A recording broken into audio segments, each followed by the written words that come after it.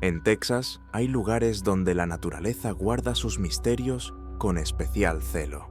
Los parques nacionales, los lagos y los cañones del estado son famosos no solo por su belleza, sino también por extrañas desapariciones que siguen sin explicación incluso años después. Hoy les contaremos 3 historias reales que ocurrieron en diferentes partes de Texas, donde personas desaparecieron literalmente en cuestión de segundos, dejando tras de sí solo pistas inexplicables y preguntas que nadie ha podido responder. El primero fue James Coleman, un joven que estaba de vacaciones con un amigo en el Parque Natural Big Ticket en mayo de 1977. Una misteriosa columna de luz en el cielo y la posterior desaparición sin rastro de James siguen siendo motivo de controversia y especulaciones hasta el día de hoy. Luego está la historia de Tommy y Lisa Green, una joven pareja que se fue de vacaciones al lago Whitney en junio de 2004. Su bote vacío y su coche abierto con las llaves en el contacto son todo lo que queda de un viaje corto que se planeó como unas simples vacaciones en la naturaleza. Por último, la historia de Karen Smith, que en agosto de 1995 desapareció en cuestión de segundos mientras caminaba por un sendero de montaña en el Parque Nacional Guadalupe Mountains, dejando atrás solo su mochila y un silencio absoluto que envolvió a sus amigos y a los equipos de rescate.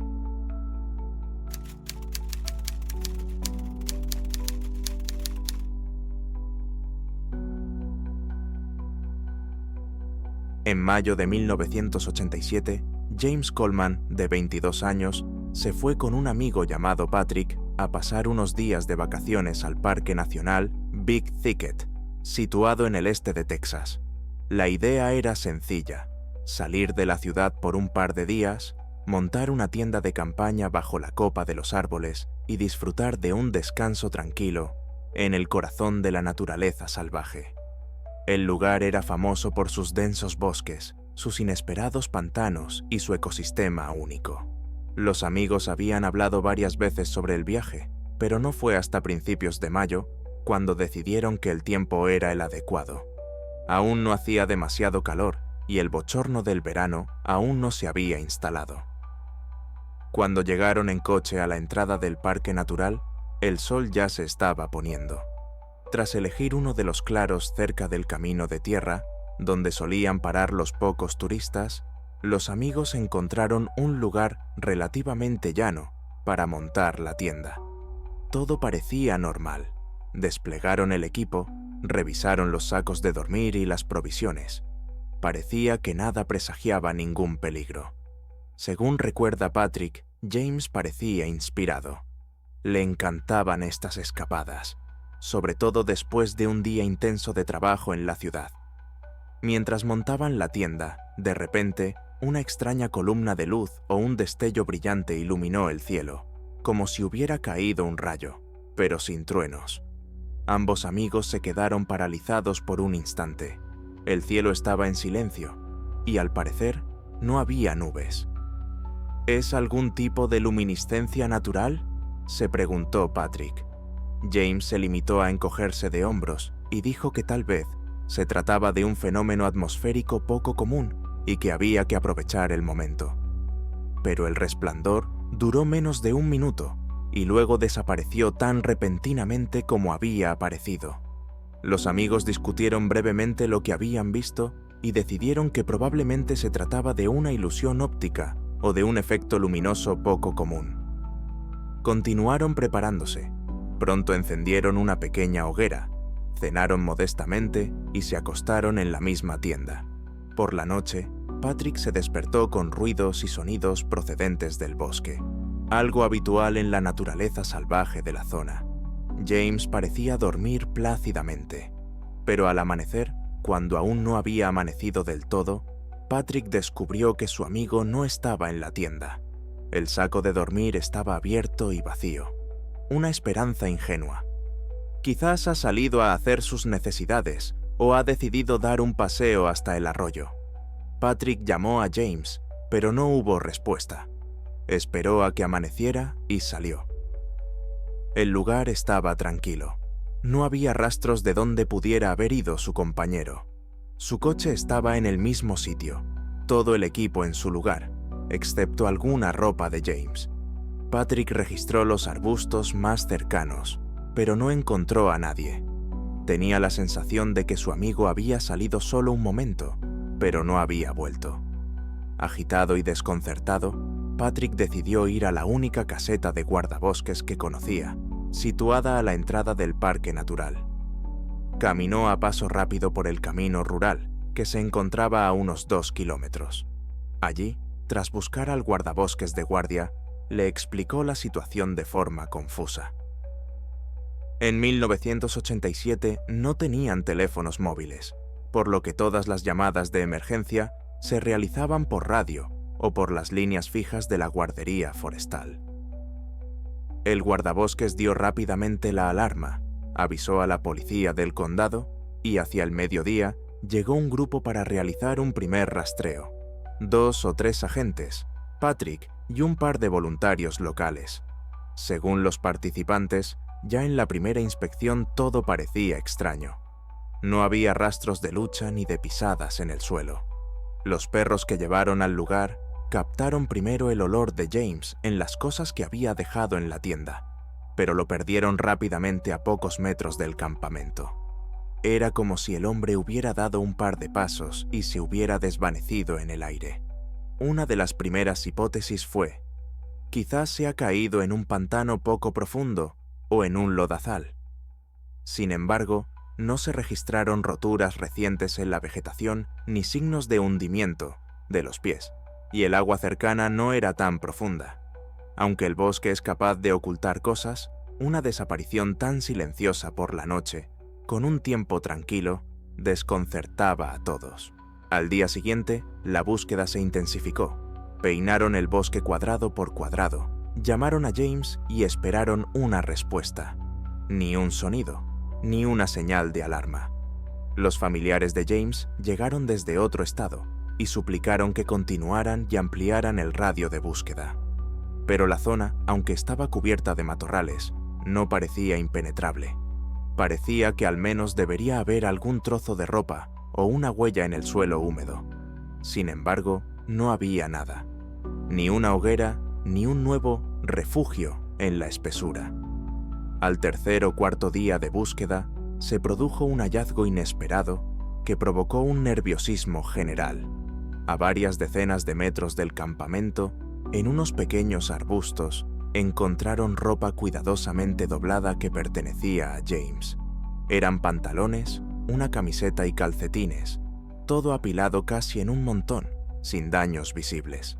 Lo más extraño era que durante los primeros días habían revisado esa zona decenas de veces. ¿Cómo podía ese montón de cosas estar allí sin que nadie lo viera? Los guardabosques y los voluntarios, desconcertados, juraban que no habían visto nada parecido allí. Entonces alguien las había traído allí más tarde. Pero, ¿por qué se habría desvestido en la maleza? ¿Y dónde estaba ahora? El perro volvió a olfatear las cosas, pero tras dar un par de pasos, sacudió la cabeza, sin encontrar ningún rastro. Era como si alguien hubiera colocado allí la ropa a propósito. A pesar de este hallazgo, James no fue encontrado ni ese día ni los siguientes. Durante una semana, los equipos de búsqueda se agotaron, sin resultados. Los organizadores de la operación, es decir, la policía local y la administración del parque natural, decidieron suspender las búsquedas a gran escala. No hay nuevas pistas, no tiene sentido seguir buscando. Los familiares quedaron en estado de shock. Intentaron por su cuenta recorrer los senderos, interrogar a turistas ocasionales, pero todo fue en vano. Los rumores sobre la desaparición del joven se llenaron de especulaciones. Algunos hablaban de un extraño resplandor en el cielo, que Patrick recordaba. Otros insinuaban que se trataba de un crimen, pero no había señales de lucha ni de robo, y aunque las pertenencias de James aparecieron, era poco probable que las hubiera dejado allí un ladrón. ¿Para qué? Quizás algún animal salvaje se lo llevó. pero entonces la ropa no estaría tan bien doblada. Al final, no se supo nada más. Los periódicos de Texas escribieron durante un par de semanas sobre la misteriosa desaparición. Patrick concedió varias entrevistas en las que mencionó el resplandor de la noche anterior. Vimos claramente una extraña columna de luz, pero no sé si tiene algo que ver con la desaparición de James. La policía incluyó el caso en el Registro General de Personas Desaparecidas sin sospecha de delito, ya que no aparecieron pruebas de desaparición forzada. Los padres de James intentaron por todos los medios que se reanudaran las búsquedas, pero a finales del verano de 1987 no se encontró nada nuevo en los alrededores de Big Ticket. James Coleman siguió en la lista de desaparecidos. No se encontró su cuerpo ni rastros de su presencia en el bosque fuera del campamento. Patrick, al regresar a casa, nunca pudo recuperarse de la idea de que podría haber evitado la desaparición si se hubiera despertado a tiempo. Los guardabosques locales admitían en conversaciones privadas que era uno de los episodios más extraños de su carrera. Nadie vio a James abandonar el campamento. Nadie oyó ningún ruido. Y sin embargo, al cabo de unos días, sus pertenencias aparecieron cuidadosamente colocadas entre los arbustos, como si alguien las hubiera dejado allí. Así que esta historia, que ocurrió en mayo de 1987, en la Reserva Natural de Big Ticket, sigue contándose entre los turistas y los amantes de las desapariciones misteriosas. Algunos la consideran un ejemplo clásico. Desaparece una persona y al cabo de un tiempo aparecen sus pertenencias sin dar ninguna pista sobre su paradero. Y, como si fuera una burla, el desaparecido nunca aparece. El bosque guarda silencio y solo podemos especular sobre lo que ocurrió aquella noche tras el extraño fenómeno luminoso que los amigos vieron en el cielo. La policía cerró hace tiempo la fase activa de la investigación y los padres no recibieron ninguna respuesta, solo dolor y perplejidad. Muchos años después, el caso de James Coleman sigue abierto, pero sin nuevas pistas, y es posible que siga siendo uno de esos misterios enterrados en la espesura y el silencio de la noche de Big Ticket.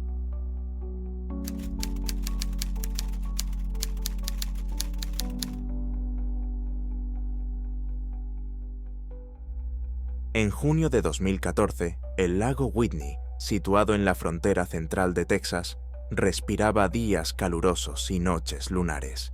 En esta época del año, las orillas suelen cobrar vida. Las familias vienen a hacer picnics, los pescadores se sientan en los muelles y los amantes del aire fresco navegan en barcos.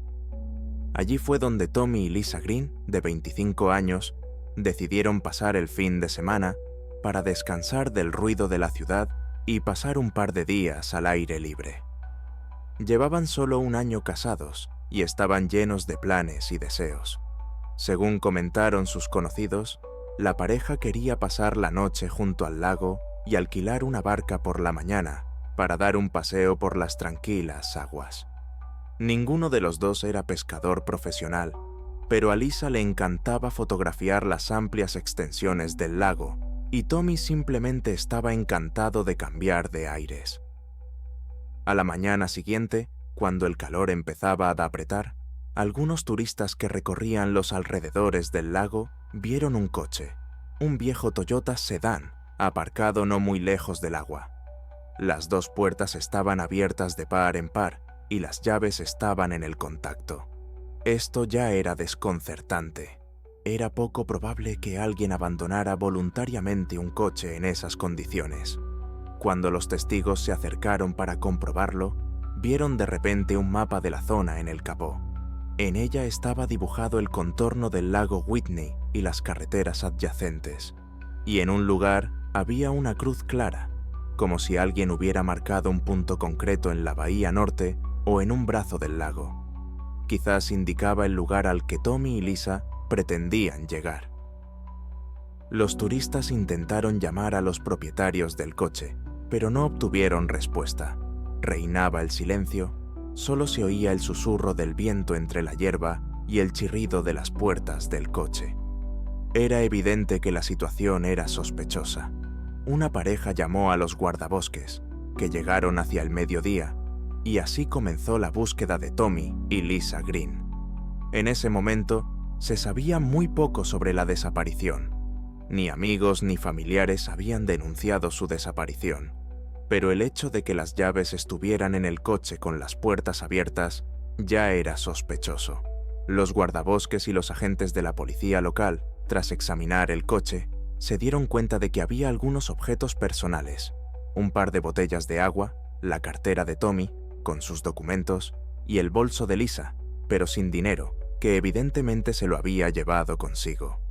Las llaves en el contacto indicaban que la pareja no tenía intención de marcharse por mucho tiempo. A juzgar por el equipaje minimalista, solo tenían planes para un paseo corto. Pero, ¿por qué no cerraron el coche? Algunos pensaron, quizás pensaban volver rápidamente, sin temor a que les robaran, ya que la gente va y viene constantemente en una zona turística.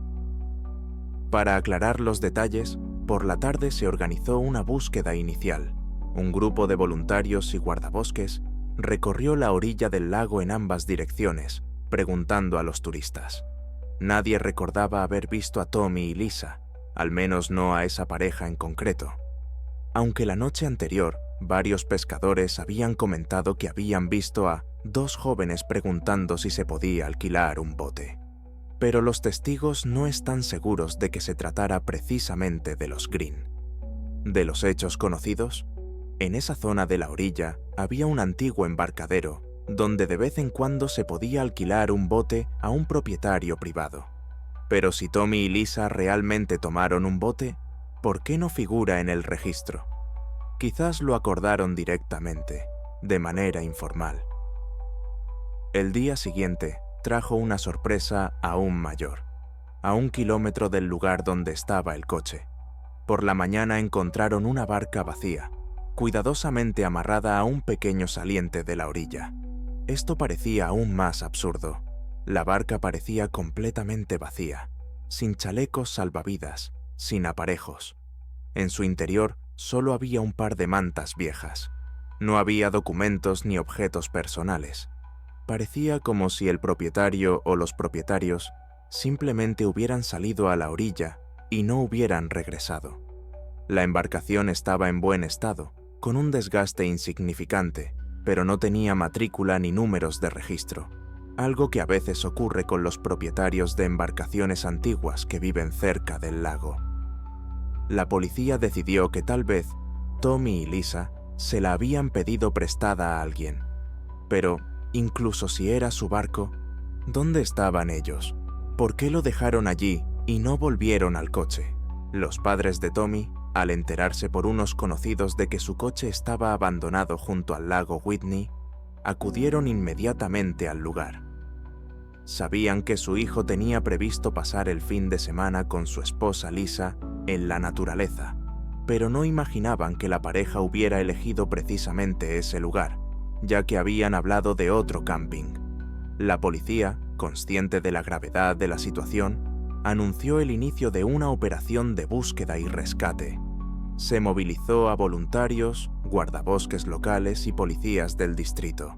Se sobrevoló la zona en un helicóptero alquilado y se inspeccionaron las zonas ribereñas del lago para ver si se veía a 2 personas.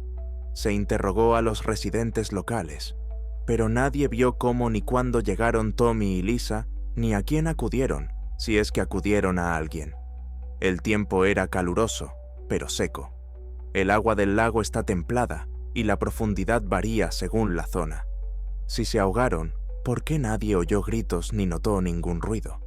Además, el bote estaba amarrado, lo que significa que las personas podían salir a la orilla.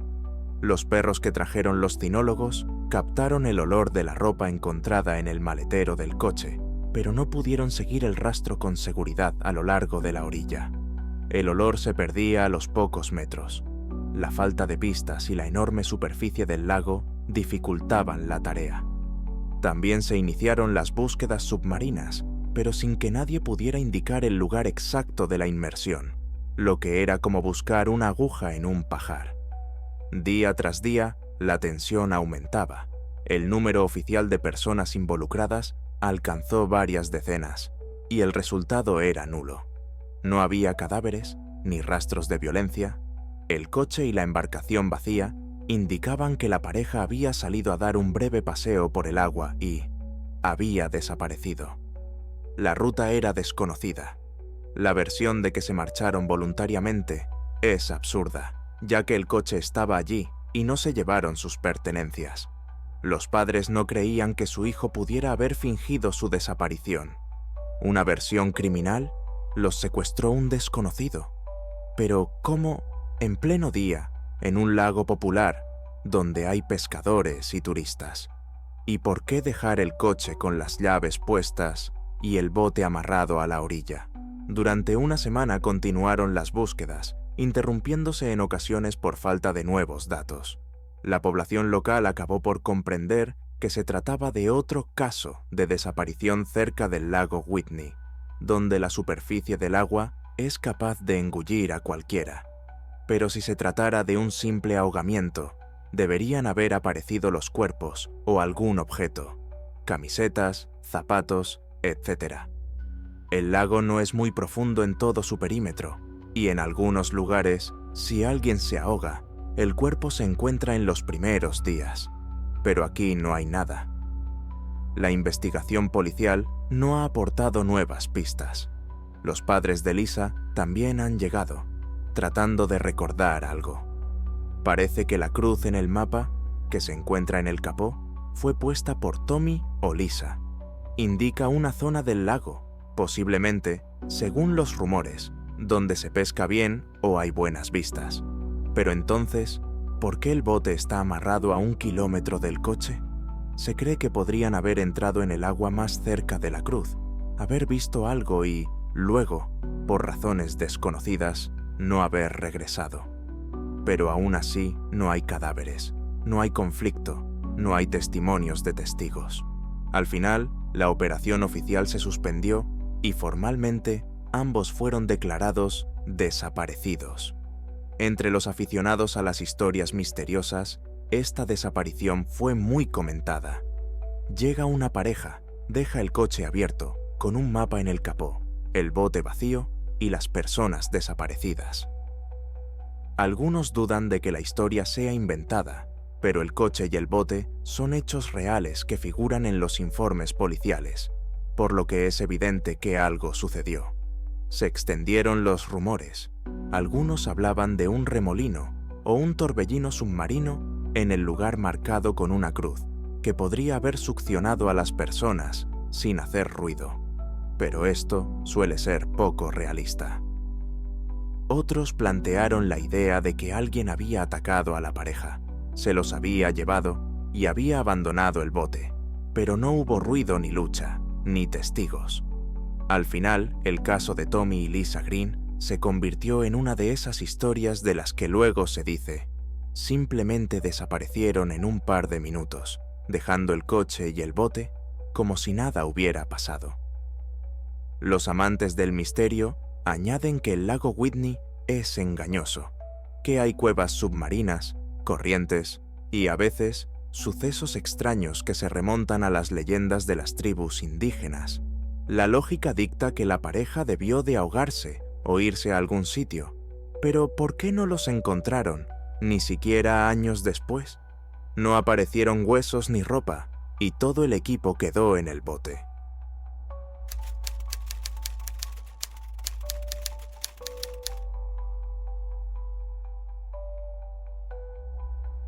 Situado en el extremo occidental de Texas, el Parque Nacional Guadalupe Mountains atrae a los viajeros por sus majestuosos paisajes. Allí se elevan cordilleras, acantilados rocosos y llanuras que se funden imperceptiblemente con el desierto. A este lugar, el 14 de agosto de 1995, se dirigió un grupo de 4 amigos, entre los que se encontraba Karen Smith, una mujer de 31 años, enamorada desde hacía mucho tiempo de las rutas de montaña y dispuesta a pasar cualquier día libre en busca de nuevas bellezas. Ese lunes, su destino era el sendero Pinnacles, muy popular entre los excursionistas experimentados.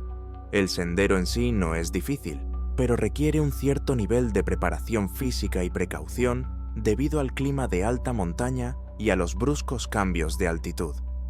Desde primera hora de la mañana, el tiempo era despejado, y a las 10, el sol ya calentaba notablemente. El grupo, liderado por un entusiasta del senderismo llamado Russell, avanzaba por el sendero a un ritmo moderado. Esperaban llegar al mirador al mediodía, hacer un pequeño descanso y luego volver a bajar antes de que llegara el frescor de la tarde. Karen, según recordaban sus amigos, siempre caminaba cerca del centro del grupo y le gustaba detenerse de vez en cuando para fotografiar algún paisaje especialmente espectacular o secarse el sudor. Pero ese día todo parecía absolutamente normal. Nadie notó en ella ningún signo de malestar o comportamiento extraño. Al llegar a una de las zonas más empinadas, los amigos se detuvieron para recuperar el aliento y beber agua. Karen dijo algo así como: «Necesito descansar un momento a la sombra y luego os alcanzo», y se alejó hacia una formación rocosa, donde, según ella, hacía un poco más de fresco. Como dijo después la amiga de Megan, estábamos literalmente a unos metros, la vimos sentarse y poner la mochila sobre las rodillas. Los demás decidieron avanzar un poco, un par de curvas más adelante, para elegir un lugar donde descansar. Karen les pidió que no la esperaran. «Ahora voy, solo un par de minutos». Megan se dio la vuelta al cabo de un rato, esperando que Karen apareciera en cualquier momento, pero no había nadie. Era como si, en el tiempo que el grupo había avanzado 50 metros por el sendero, la chica se hubiera evaporado. Al no oír ningún grito ni ruido, los amigos volvieron al lugar donde Karen estaba sentada. Pero ya no había nadie. Caminaron alrededor, la llamaron en voz baja por su nombre, gritaron algo, pero solo el silencio les respondió. Al principio pensaron que Karen simplemente se había ido detrás de ellos, pero que se había quedado en el sendero un poco más arriba, o que se había ido hacia un lado para hacer fotos sin avisar. Pero después de dar un par de vueltas, no vieron ningún rastro. Pronto, uno de los chicos, Lauren, gritó: «¡Mirad, es su mochila!». Estaba un poco más abajo del sendero, como si la hubieran tirado al pie de un arbusto. Dentro había agua, una cartera y algunos objetos personales. ¿Por qué había dejado la mochila si solo iba a descansar un rato? ¿Por qué no se había llevado ni siquiera agua con ese calor? Los amigos corrieron nerviosos, pensando que la chica no estaría lejos. Después de media hora de búsqueda infructuosa, al darse cuenta de que no respondía, Megan corrió hacia el lugar donde estaban sus coches para buscar a los guardabosques. A mediodía, los gritos y silbidos del equipo de rescate que intentaba encontrar a Karen Smith resonaban por todo el sendero de Pinnacles. Durante los 2 días siguientes se llevaron a cabo amplias operaciones de búsqueda y rescate en la zona del sendero. Aunque la zona alrededor de Pinnacles es seca, está cubierta de rocas, acantilados y grietas en la roca. El sol ardía y la temperatura subía hasta los 35 degrees durante el día, bajando por la noche. Si Karen había sufrido un golpe de calor, necesitaba ayuda urgente. Sin embargo, los guías caninos que recorrieron el sendero y los alrededores no pudieron seguir un rastro claro. Captaron el olor en el lugar donde encontraron la mochila, pero luego indicaron una dirección indefinida. Se pidió ayuda a la policía del condado, a voluntarios y a varios helicópteros para inspeccionar la zona desde el aire. Por desgracia, nada, ni un ruido, ni rastros de ropa o arbustos rotos que indicaran la ruta de la caída. Los padres de Karen, que llegaron al día siguiente, no podían creer que su hija, siempre cautelosa y poco propensa a las escapadas arriesgadas, pudiera desaparecer en pleno día en cuestión de minutos. No había señales de que se hubiera caído o resbalado. No se observaba ningún precipicio cercano y se habían inspeccionado todas las grietas. Además, otros turistas habían transitado por el sendero ese día y tampoco habían visto a nadie resbalar. Nadie observó signos de violencia o lucha. La persona desapareció tan rápido y en silencio, como si hubiera dado un paso a otra dimensión. Después de una semana de búsquedas sin resultados, los guardabosques suspendieron la fase activa de la búsqueda. Los familiares de Karen no quisieron resignarse y contrataron a investigadores privados y repartieron folletos. Pero durante casi un mes no hubo noticias. A mediados del verano de 1995, en el Parque Guadalupe Mountains, ya se había calmado casi por completo el revuelo que se había formado tras la desaparición de la turista, y solo sus amigos y familiares seguían preguntándose: ¿dónde está? Oficialmente, el caso se denominó Desaparecida sin dejar rastro. Causas y circunstancias por determinar. Algunos, en los pasillos, calificaban este caso como uno de los más inexplicables. En presencia de un grupo de amigos, en un sendero bien visible, con tiempo despejado, sin rastros de precipicio ni actividad violenta, en cuestión de minutos, una chica desaparece y ni siquiera grandes equipos de búsqueda logran encontrarla. ¿Qué sucedió en los bosques y cañones de Texas? ¿Por qué desaparecen personas sin dejar rastro en cuestión de segundos, dejando tras de sí solo objetos misteriosos y circunstancias inexplicables? Si te han gustado estas historias, dale a me gusta, suscríbete a nuestro canal y no olvides pulsar el icono de la campana para ser el primero en enterarte de nuevos sucesos misteriosos en Texas y otros lugares. Deja tus comentarios con tus teorías. Quizás seas tú quien encuentre las respuestas que los investigadores llevan tanto tiempo buscando. Hasta la próxima. Cuídense y manténganse atentos.